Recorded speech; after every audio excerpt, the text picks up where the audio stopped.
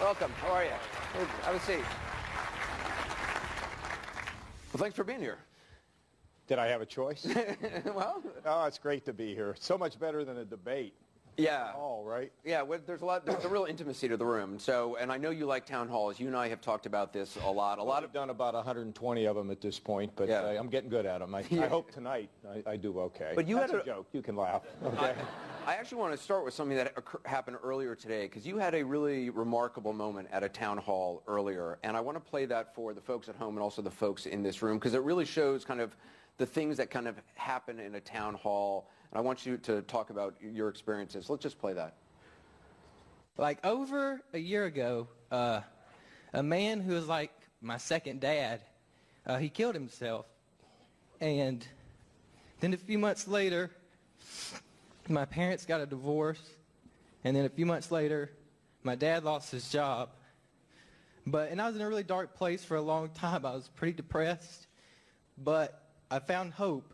And I found it in the Lord and in my friends. And now I've found it in my presidential candidate that I support.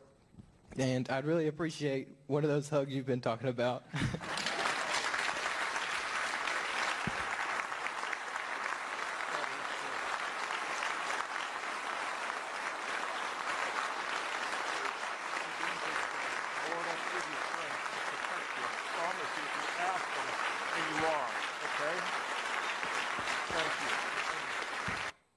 It's an extraordinary moment. It's been happening to me all over. I had a lady maybe last night, epileptic, told me about seizures. Please help us. You know, people talk about these diseases. Please help us with this. A man drove from New York to see me in New Hampshire, and he was crying at the end of the town hall, hugging me, and he said, I should have warned my son about testicular cancer because now the cancer is in his lungs. He said, and I have a tape here where you talked about hope. And I said, sir, let it go. You're not responsible for this. And he left, and he called somebody, and he said, I felt like there was something lifted off of my shoulder. A lady at that same town hall was sitting way in the back, and we were talking about the problem of drugs, and she finally, you know, it was like mechanical stuff, you know, well, the things that we've done. And she raised her hand. She said, my daughter's been sober for 11 months.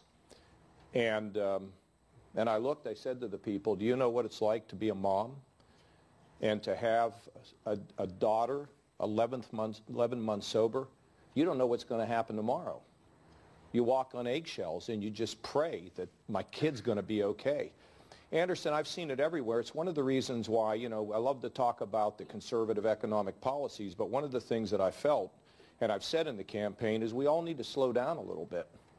There are a lot of people out there who are lonely, and they're looking for a place to tell people about their issues. I mean, could you believe that? Does it change you as a person and as a politician? It's definitely, it has slowed me down, and I have, and many of you, or some of you have been at my town halls where I've talked about this. You know, the strength of America is not some guy or woman coming in on a white Charger here to solve our problems. Anderson, America, the glue of America is right here in this room. It's in our communities, in our families. We need to slow down, and then we got to carry out our God-given destinies and potentials and gifts. And yeah, it's definitely changed me because it's slowing me down. But you know, I've learned so much from. Listen, everybody here, you got to celebrate other people's wins, and sometimes you got to sit with them and cry, because that's what we need in this country. Let's get the economy going. Let's rebuild it. Let's get it going. We can deal with wages and fix Social Security and balance the budget and fix the regulations. But I also believe that the country works best when it is strong from the bottom up, not from the top down. And you mentioned my little hometown where I was born, McKees Rocks. We didn't wait for somebody to come in and help us. We worked together, and that's what we got to get back again. So if I can send the welfare programs and the job training and the health care for the poor, and I can send you know, the education programs, then it's up to us. It's up to us to rebuild this country and renew our spirit. You know, the spirit I don't think is going to be renewed by, look, you can be helped by a president. You know, Reagan said it was morning in America. He inspired us. But what really inspires us are the stories of people who are just like us, who changed the world. And I don't mean to go on, but this is a big, big part of what we need to think about as Americans. We got a lot of questions on specific issues from the voters, many of whom are undecided in this room, and we're going to get to those. I want to ask you just a couple of topics that are in the news today, and also just a political question overall, just in terms of where you are in the race. You've been running hard, you've been campaigning hard. You have South Carolina, you have Nevada. You're looking forward to Ohio, to Michigan. I know you're kind of charging toward the South. Virginia, Mississippi. Do you worry though about losing momentum if you don't, place in the top here? I don't really worry about much. I just really do my job. No, I don't, because it's been such a privilege to get even this far, to be able to get out and see the crowds, and that's worth the price of admission. Being able to hear that young man, and we're going to go to Georgia. We're going to try to get him to spend some time. No matter what, you're going to go on from here. Oh yeah, look, and I'm going to be here tomorrow, campaigning all day. Then we're going to head up to Vermont, Massachusetts, then Virginia on Monday. I'm going to be in Mississippi, Louisiana. We're going a distance, Anderson. Okay. And here's the thing: people, first of all, they didn't think I would do well in New Hampshire, as you know, and we did well. I mean, we finished second, and in Dixville Notch, I beat Donald Trump by 60%. So there's 9 Don't voters tell anybody, in but Dixville it was 3-2. But we had, at one point, 6 months ago, we had 6 people at a town hall, and I come down here the day after New Hampshire, we got 500 people. We had 50 RSVPs, and everything changed. So it's just pretty amazing. You take it in stride. You keep your feet on the ground. And people thought I'd do 1 or 2% here. I think we're going to do better. If I don't do better, I'm blaming you. I mean, I'm telling you now. You were an altar boy as a kid. I'm wondering, when you heard the Pope today talk about Donald Trump, and for those who don't know, Donald Trump said a person who thinks only about building walls, wherever they may be, and not at building bridges is not Christian. That is what the Pope said. It's not the gospel. Were you surprised at the Pope weighing in on this, and what do you think of it? Well, first of all, I'm pro-Pope. Okay, put me down in the pro-Pope column, and I've seen the whole, really, I mean, come on. Look, I don't know exactly, I read the whole quote, and it's a lot longer than that. And look, this is a guy who said, when somebody asked him about somebody's behavior that wasn't consistent with what they thought the scripture was, he said, who am I to judge? I mean, this man has brought more sense of hope and more about the do's in life than the don'ts. I mean, when you think about religion, before we get to the don'ts, because when you mention religion, people get thought bubbles like, oh, no, he's coming in to tell me what I can't do. Why don't we think about what we can do, which is about humility and loving your neighbor and, all that kind of stuff. And this guy has been so humble, and if you really want to understand this Pope, a friend of mine, Dr. Barrett, told me one time, if you really want to understand him, read a book about St. Francis, because he is the essence of humility. And he has opened the walls and the doors of the church to lots of people who didn't understand it. Now, here's what I will say. We have a right to build a wall, but I got to tell you, there are too many walls between us. We need bridges between us if we're going to fix the problems in Washington, because all they do is have walls. And I just think we need to get these problems solved. I want you to meet a voter. This is Clara Smith from here in Columbia. She's got a question. She's undecided. She's leaning toward you, though, Governor. Oh, good. Make the question easy, would you? Hi, Governor. Republicans receive a bad rap for being uninterested in the working poor. I'm a Republican, and I certainly have a heart for them. What would you, as president, do to help these people out that are working 2 or 3 jobs and can barely feed their children at home?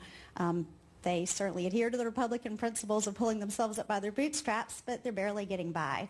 Well, the one thing we want to make sure is they have health care, right? And that's a critical part for the working poor. But look, it all gets down to training and skills. And one of the things that we have to recognize in this country today is we have to have lifelong learning, and we have to keep training ourselves for the jobs that exist today and the jobs that exist tomorrow.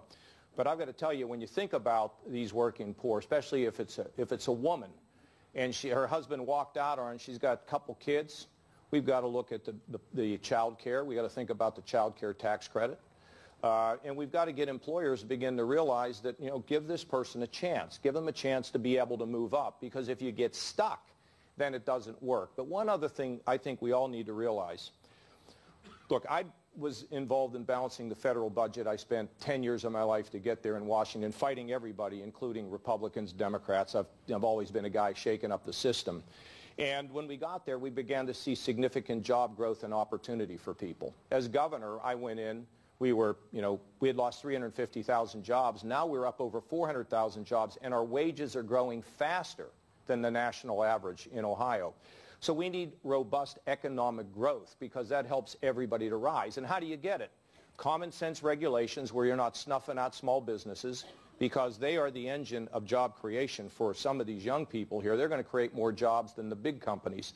Secondly, we need to have tax cuts for businesses and for individuals because that spurs economic growth. And finally, we got $19 trillion in debt. We need to move to get this budget under control. Those three things coupled with one other thing, and that is to get people trained for the jobs that exist today and tomorrow, and that's called workforce. You get those three things done, though, at the top: regulatory reform, common sense, lower taxes, business and people, and balancing a budget, you will see an explosion.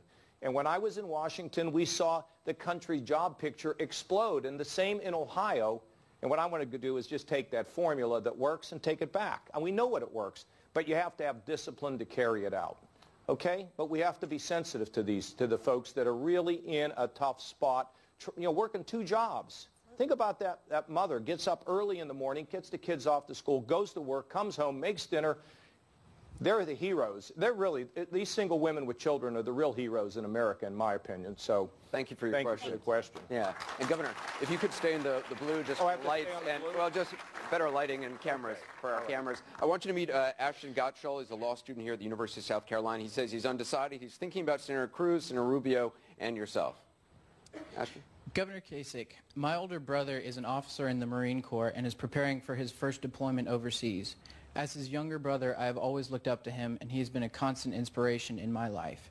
If you are elected president, how will you make sure that our military men and women are only deployed into situations where our national security is at risk? Yeah, that's a really good question. First of all, you're right about that. We should employ or deploy our military whenever the national security risk is to the United States. That when we think that we're being threatened. And frankly, when we go, we ought to go, take care of the job, and then be able to come home once we finish it.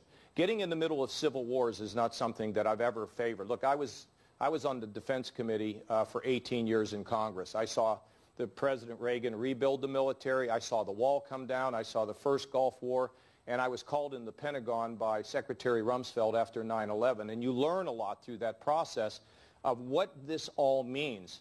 So, look, what I will tell you is sometimes we can support people that have the same aims as we do. For example, I had called Senator McCain and Boehner well over a year ago and said we need to support the rebels in Syria. But I would not want to get in the middle of a civil war in Syria any more than I wanted to get in the middle of a civil war when we were in Lebanon. I do think we have to go and defeat ISIS. And I have to tell you, the coalition to do that should look amazingly like what we had when we pushed Saddam Hussein out of Kuwait in the first Gulf War.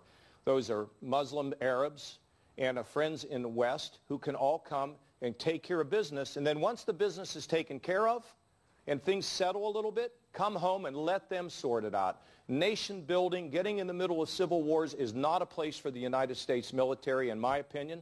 We do have to rebuild the military because it has run down.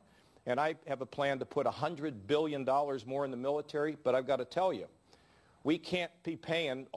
I was one of the people that found the hammers and the screwdrivers and the wrenches that cost tens of thousands of dollars. Do you remember that scandal that happened? We got to clean up waste wherever it exists so that the resources go to people like your brother in the front lines.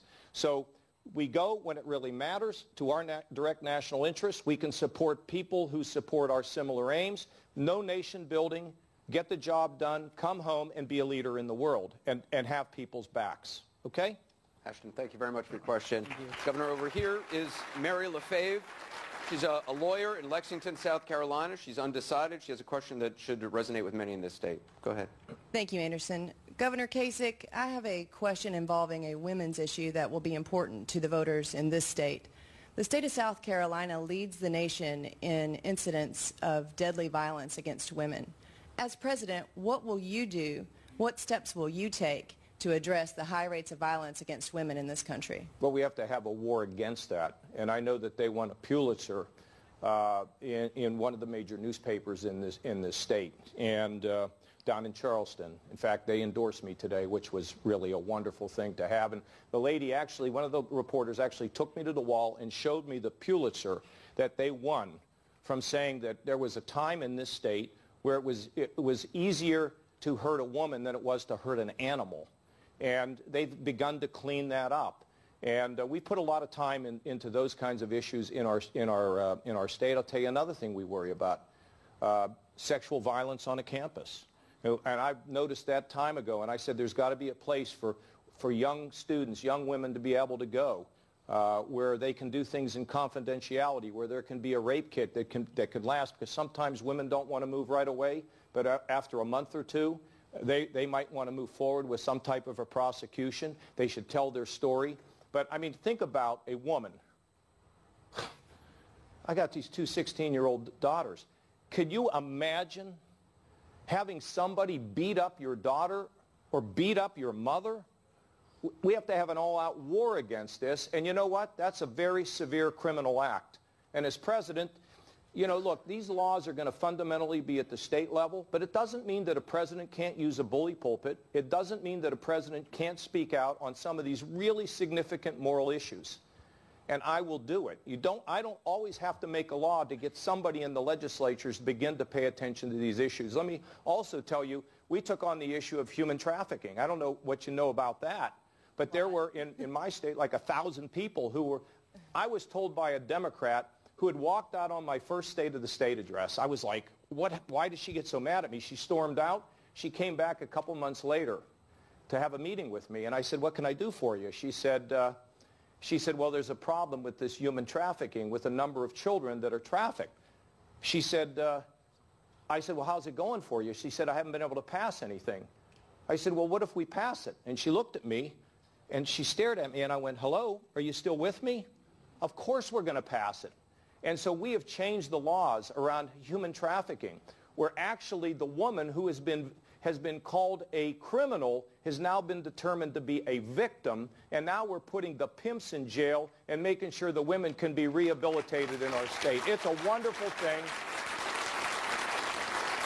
And look, I want to say, my wife Karen, who may even be watching tonight, you know, we got these two 16-year-olds, she may be watching.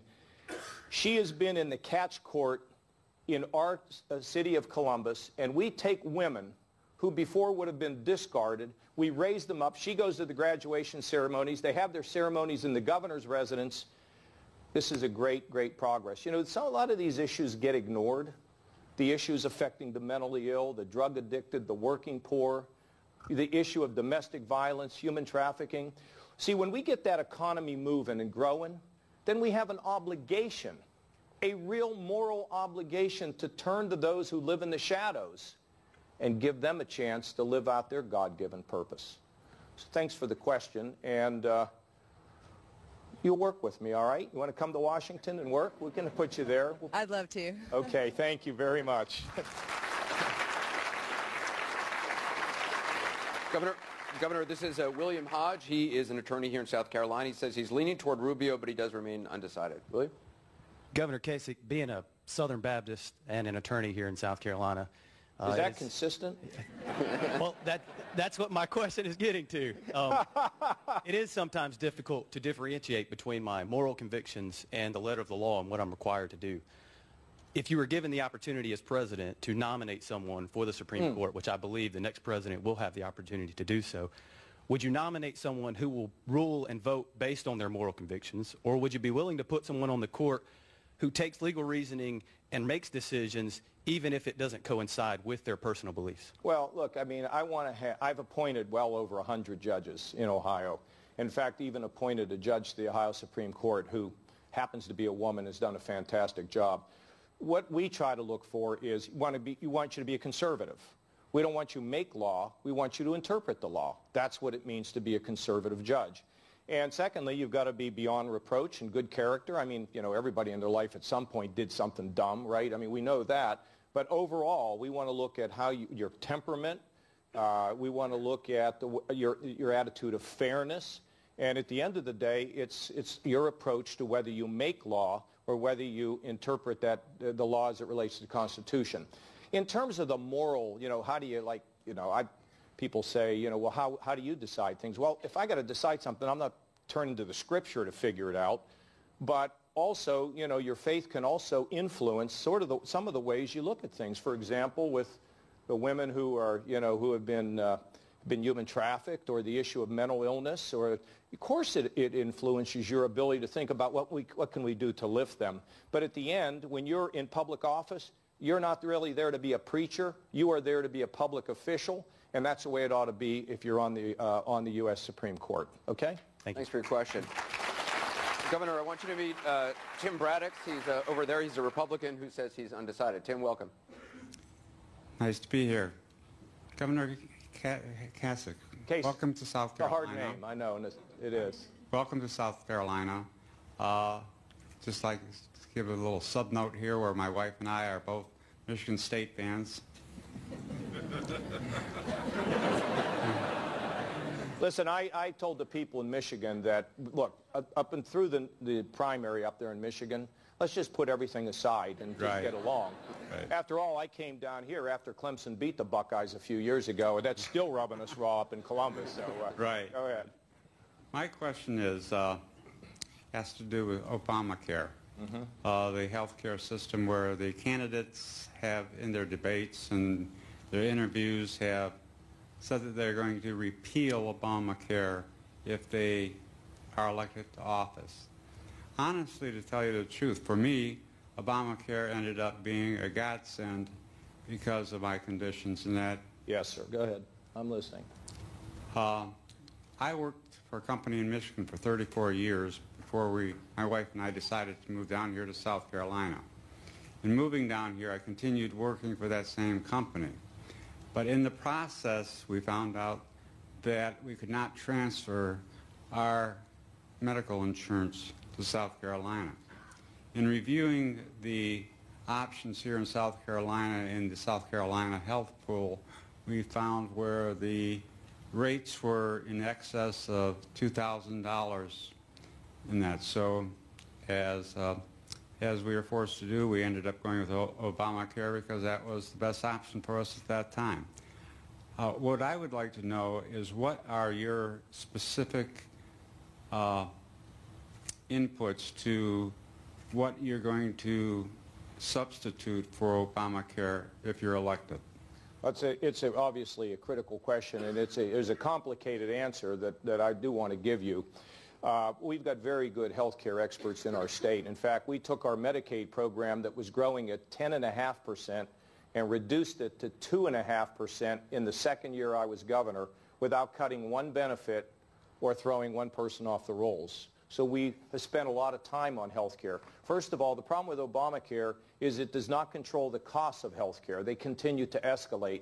And if they continue to, the people that are going to be hurt are the ones that are going to be rationed, which are going to be all of us, because we're probably not going to have the money to be able to evade that. Secondly, health insurance costs in my state have gone up by an average of 80%. So to make health care more affordable, how do you make it affordable when the costs are going up through the roof for the insurance? And finally, it's trapped small businesses who don't want to get caught in the web of Obamacare. So what would I do?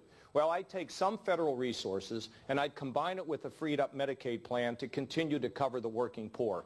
We can't eliminate this and have, tens of millions of Americans without health insurance. And by the way, if I'm president, a pre-existing condition will never be acceptable to denying you health insurance. That is un-American to take people off because they got sick. That's just a ripoff. But here's the larger plan, and we're actually doing this in our state, and I would like to take it nationally. You see, we don't know how our hospitals really do and what their costs are, and we really don't know how our doctors do or what their costs are. It's easier to interpret the Dead Sea Scrolls than it is a hospital bill. Did you ever figure that out? So what we want to do is total transparency. How's a hospital do? What's its quality? What's its readmission rate? What's its infection rate? And by the way, with physicians, you say you're good. What's the quality? What's the cost? And what we're doing is we're releasing all this information. We know some charge a lot. We know some charge less. And right here is the midpoint. And what we're saying is if you can provide quality to a patient, whether you're a hospital or a healthcare provider, below the midpoint, we will give you a financial reward if you're providing quality at a lower price. You see, we want to get the market into driving, first of all, your understanding of the system, your ability to make a choice, and a constant effort to deliver high quality at a low price by giving people financial rewards. If your primary care doctor keeps you healthy for the year, why not a little bit of a reward? And that's the way we're designing the system. We're doing it in Medicaid, and now the healthcare insurance companies are beginning to say, in an effort to control costs, because think of your deductibles. They're almost as high now as having a catastrophic plan. So we have to get in the business of high quality at lower prices driven by the marketplace. And this isn't a theory. This is not some political theory. We are about to actually make the payments next year based on quality and low prices, and most of our healthcare systems have participated in this, including the Cleveland Clinic. Governor, so thank you. Let me ask you, though, let me follow up on that. You're the only Republican left in this race who accepted Medicaid financing for your state. Yeah. Do you regret that? Because you've been criticized. You've been criticized by your fellow Republicans for it. We drove the cost of this health care, of this Medicaid program, to like 2.5%. The whole country would like to have a rate like that. And how did we do it? We said that if mom and dad want to stay in their own home rather than being forced in a nursing home, they ought to be able to do it. Once we stabilized the program, I had the opportunity to bring these dollars back. And Anderson, here's the deal. If I treat the mentally ill, I keep them from living in a prison at a $22,500 a year or sleeping under a bridge. We owe our mentally ill better treatment than that. Secondly, if I treat the drug addicted, I keep them from being in a revolving door of in and out in prison, and maybe even breaking into our cars to support their habit, which they can't control. So we actually have the rehab people in the prisons, release them into the community where there's more resources, and our recidivism rate is 20%, which is like miraculous. And then for the working poor, what we know about the working poor is they don't go to the emergency room until they're sicker and more expensive. And we think that 1/3 of those working poor were people who had very severe illnesses, including cancer, who put off treatment.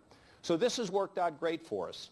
And we're saving money, and we're giving people an opportunity to be able to get their lives back. And I think it's been terrific. And I said if the federal government monkeys around with the formula, we'll withdraw from the program. But you know what's beginning to happen? Everybody's saying, well, wait a minute. If you can treat the mentally ill, if you can help the drug addicted, and you can help the working poor, why wouldn't we be doing that? And they don't have to do it my way. Each state should do what they want to do. But if you're not going to do what I'm doing, then tell me what it is you're going to do. We're going to take a short break. We have more questions from our audience for Governor Kasich when we come back. You're watching the CNN Republican Town Hall from the University of South Carolina in Columbia. We'll be back in 2 minutes.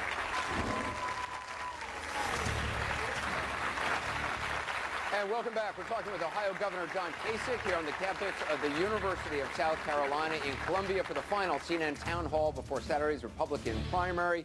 Governor, I want you to meet Laura Colton. She's from Irmo, South Carolina. She says she's still undecided between a few candidates, as a lot of people are in this state. Welcome. Good evening, Governor Kasich, and congratulations on getting the endorsement from our state paper. Yeah, I'm really happy about it.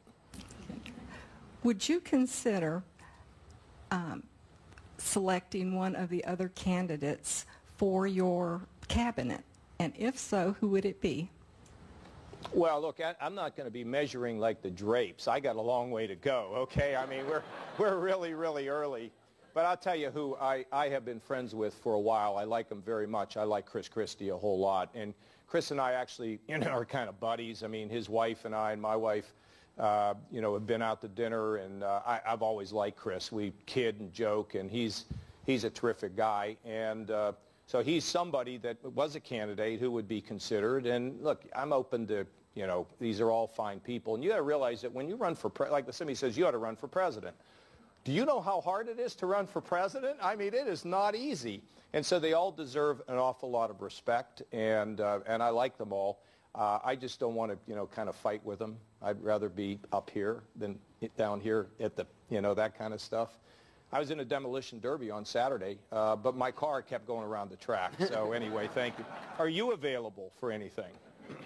Yes, sir. Okay. Could I get your resume? Okay. Yes, sir. Thank you. Governor, this is Jacob Godwin. He's a law student here. He says he's leaning right now toward Governor Bush. Jacob? Governor Kasich, my grandfather was a World War II veteran, went to college on the GI Bill, and then opened a small business in Hartsville, South Carolina. It's a small town about an hour away from here. My mom runs that business now. We've been open for 65 years. I want to know, if you are elected, what you will do to bring industry to small towns so that small businesses like my mom's will stay in business, and so that small towns like Hartsville will continue to not only survive, but to thrive and to grow. Yeah. Well, I would say, first of all, we got to get the overall economy growing. And I want to go back one more time. If you have too many regulations, you will choke small business. They are the engine of job creation in America.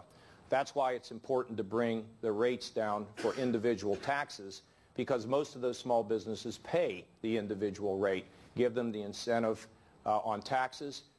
Go through, the vice presidents usually spend their time going to funerals. I would like my vice president to spend his or her time trying to bring some rationality to all the rules and regulations and force the Congress to vote on anything $100 million and above, and just stop all this flurry of regulation. And then, of course, if we can get a fiscal plan that gets us close to a balanced budget, which I've done before, you're going to see the economy take off.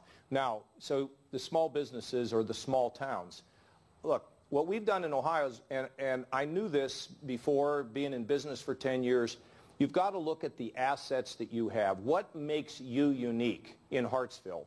What are the things that you can do there that maybe you can't do anywhere else? And that's what you have to focus on. See, I privatized economic development in Ohio, and I created a not-for-profit that has enough money to hire people who are actually skilled. And we look at the segments of our state like we should as a country and figure out what works. Some things work in big towns, some things work in mid-sized towns, and some things work in small towns. But if I were economic development director of Hartsville, I'd be looking around at what the assets are that we have there that makes us special, where we can draw industry in. That is, I think, the way you want to do it. And also, you want to diversify your industries. Because if you depend on one thing, and you all know the story of the textile mills that went down, if you depend on just one thing, it won't work. And then we need to have a president who's actually going to understands how business works, and also pro-job. I mean, if you don't have a job, you don't have much. And so and we can get some of these businesses to come back from overseas. We've seen it in our state. But we have to lower the corporate tax rate so businesses will come in. But small town investing is really cool. You know why? Wages are more manageable for businesses. But take advantage of the resources you have, and you better get ready to run that business, young man, okay? Thank you. And Governor, I want you to meet, this is Eddie Rogers. He manages a gun store here in Columbia. He says he's still undecided. Welcome, Eddie. Hello, Governor. Like I said, I work at a local firearm shop here in Columbia. And as you know, firearms have skyrocketed in sales over the past 7.5 years. Talking with customers, they fear that their Second Amendment is being infringed by. How do you interpret the Second Amendment as far as an individual right, or, as some scholars argue, a collective right? Look, I'm for the Second Amendment. People have a right to defend themselves. They have a right to own these guns for a variety of reasons, including hunting and collection. I mean, we don't want to be messing around with the Second Amendment, plain and simple. And in our state, as governor, I've signed, many of these gun bills. I think the president, on one area he has hit on and he shouldn't do it by executive order, but we ought to look at it, and that's the issue of mental illness. We want to make sure states are able to upload the data so that we're not, when we do an instant check, we're not selling a gun to somebody who's unstable. And when we take a look at the problems of the mass shooters in this country, virtually every time that somebody is involved, when we check their record, there's an element of mental illness involved. So we got to make sure we do that. But other than that, enforce the gun rules, the gun laws that we have now, and allow people to celebrate the fact that the Second Amendment is a very important part of the Constitution. Let me follow up on that, actually. The president put in, as you mentioned, some new executive actions. Would you keep those in place? Probably not, no. I mean, I don't know all of them, but here's the problem with the president, and and the issue of executive orders. I do executive orders as governor of Ohio, but I check with the legislative leaders. And I say, what do you think? I'm thinking about doing this. And sometimes they'll say, okay, go ahead and do it, but don't tell anybody I told you to do it. Because sometimes they don't want to have to vote on some of these issues, okay? But if you just jam stuff through, Anderson, what you're doing is you're just going to push them off. And when you have bigger fish to fry than any individual issue.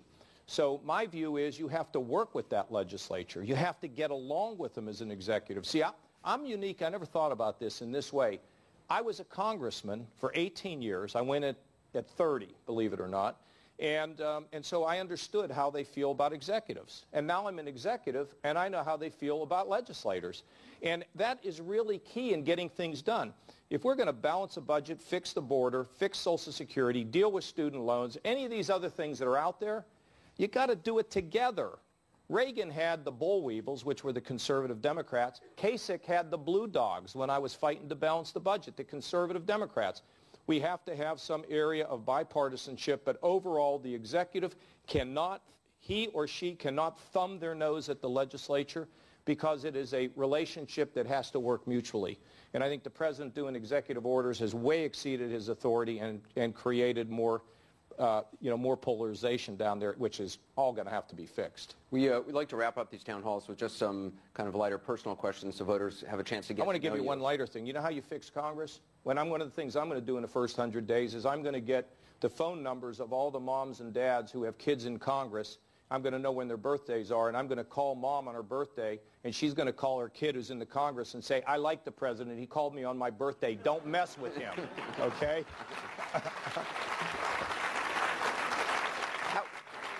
Well, I mentioned earlier you were an altar boy. I read that you at one point thought about becoming a priest. What made you decide to go into politics? Oh, well, I went into politics because my mother was, I'd like to say, a talk show pioneer. The person on the radio would say something, and then she would yell at the radio. And so I learned about opinions, and I really wanted at one point to be a lawyer, and I'd go into the courthouse as a young guy, and I would listen to them debate. That's what I thought I was going to do. But when I went to Ohio State, I don't know if you know this story. I'll tell you very quickly. It was 48,000 students, and something upset me, so I decided I needed to go and see the president of the university. My Uncle Emil told me, always start at the top. I couldn't get in, then I finally did, and I went in to see the president, and I lodged my complaint, and I looked at him. I said, sir, I've been in school about a month, and I'm undecided. And looking at the furniture, the lighting, the carpeting, beautiful. Maybe this is the job for me. What exactly do you do? And he tells me his academic and fundraising responsibility, and he says, tomorrow I'm going to fly down to Washington and have a meeting with President Nixon. And I said, well, sir, I have a number of things I would like to tell him also. Could I go with you? And he said, no. And I said, well, if I write a letter, would you give it to the president? Which he did. And then I went down to my mailbox a couple weeks later, and there's a letter from the White House, and I open it up. I go upstairs. I call my mom. I said, Mom, I'm going to need an airline ticket. The President of the United States would like to have a meeting with me in the Oval Office. And my mother is shouting, honey, pick up the phone. There's something wrong with Johnny. So I fly down. I get through the security. I'm sitting right out the Oval Office, and a guy walks up to me, and he says, young man, you're going to get 5 minutes alone with the President of the United States. What do you think? Pretty cool? Yeah, I'll tell you what I'm thinking. New jacket, new shirt, new tie, new pants. I didn't come here for 5 lousy minutes. So so they opened up the door. I went in. The good news is I spent 20 minutes alone as an 18-year-old first quarter freshman with the President of the United States. The bad news is I spent 18 years in Congress, and if you add up all the time I spent in the Oval Office, I peaked out at the age of 18. Well, you know, funny, we actually have a picture. We actually have a picture to show our viewers of you meeting Nixon. I had a question about it, which we're not going to ask since you told the story, but I just want to quickly show our viewers at home. It's only the folks at home can see it. But thank God they don't have it because you should have seen the haircut. Yeah. Okay. Just a couple quick other questions. We asked a lot of the candidates this. What kind of music do you listen to? Well, you know, I was just talking backstage. You know, we have this Fall Out Boy is one of them. You know, I like Linkin Park and 21 Pilots. You know, Stressed Out. We play that on our bus, but we're not stressed out.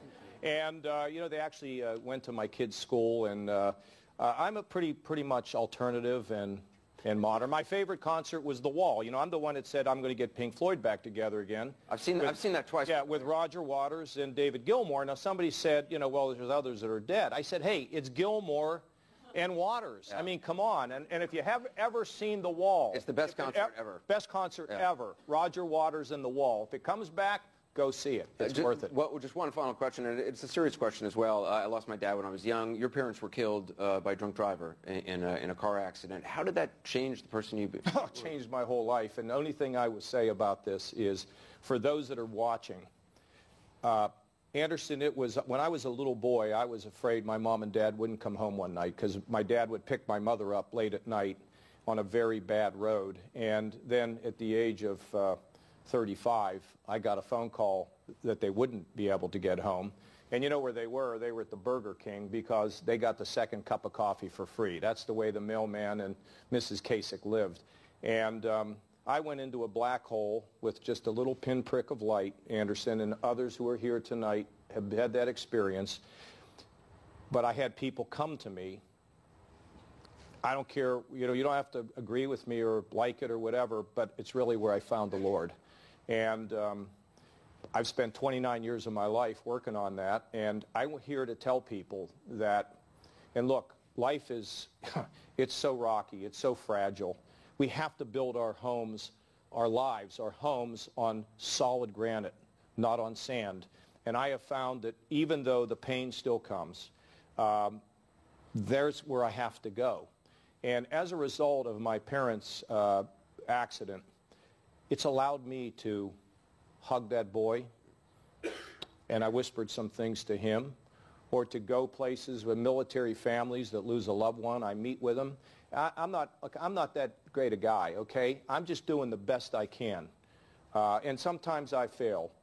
But I believe there's a life yet to come, and I just happen to believe that, that I'm going to look up here and I'm going to do my best to be the best person I can do. And the campaign's actually got me to slow down a little bit, which has been great. And I got a great family, great daughters, Emma and Reese, and look, it's just all been a miracle to me. And I would really appreciate your consideration on Saturday and give me a chance to get to the rest of the country, okay? I need your help.